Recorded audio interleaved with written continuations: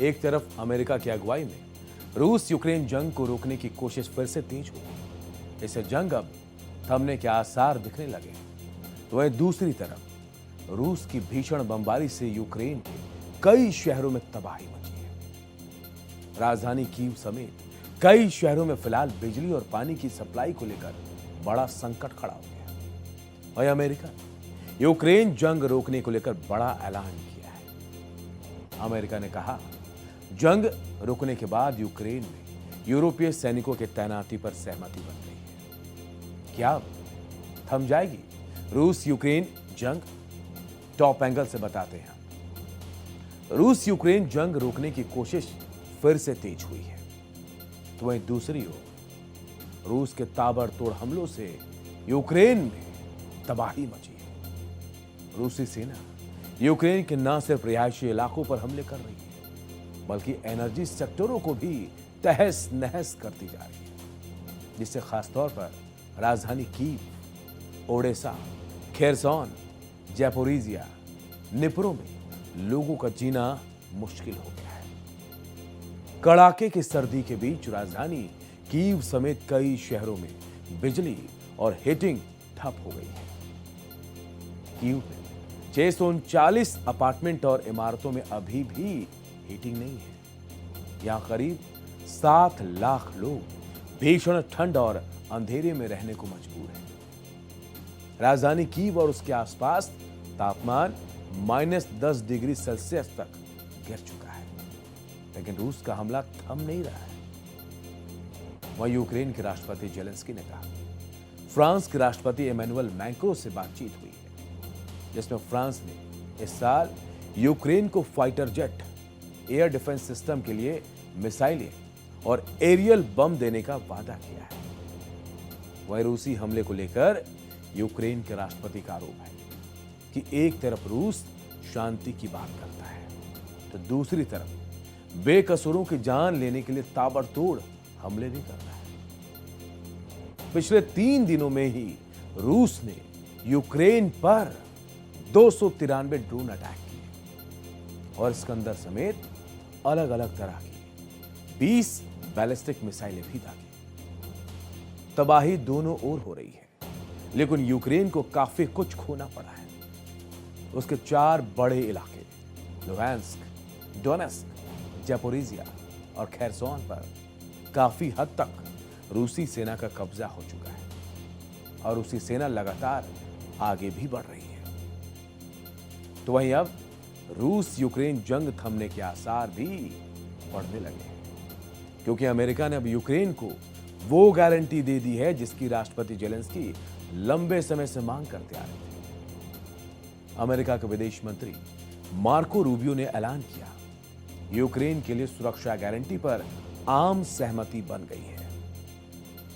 इस गारंटी में मुख्य रूप से यूरोपीय सैनिकों की सीमित तैनाती और अमेरिकी बैकस्टॉप शामिल है।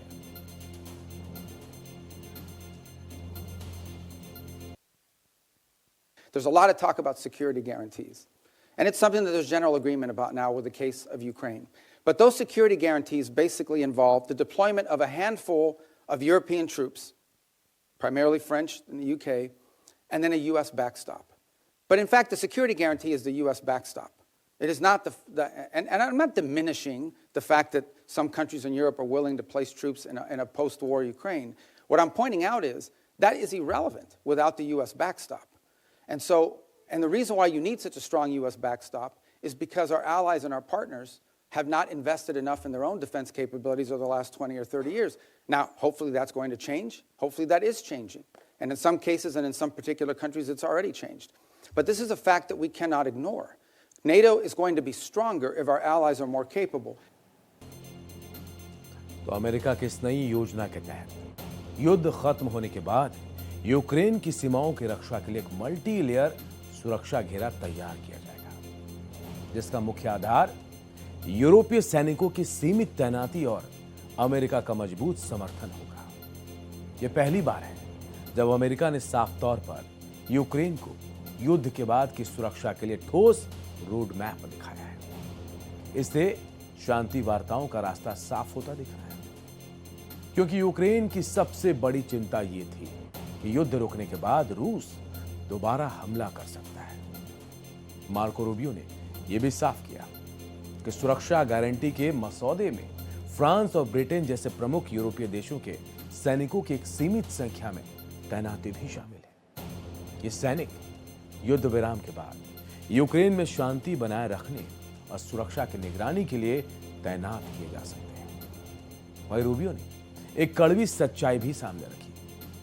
उन्होंने कहा, यूरोपीय देशों के पास भले ही सैनिक हो, लेकिन उनके पास वो सैन्य शक्ति और संसाधन नहीं है जो रूस जैसे देश को रोक सके। रूबियो ने इस बात पर जोर दिया, बिना अमेरिकी सपोर्ट के ये कोशिश बेकार हो। रूबियो ने नाटो सहयोगियों से अपनी रक्षा क्षमता बढ़ाने की अपील की। उन्होंने कहा, यूरोपीय देशों ने रक्षा पर पर्याप्त खर्च नहीं किया, इसीलिए अमेरिका पर निर्भरता बनी हुई है।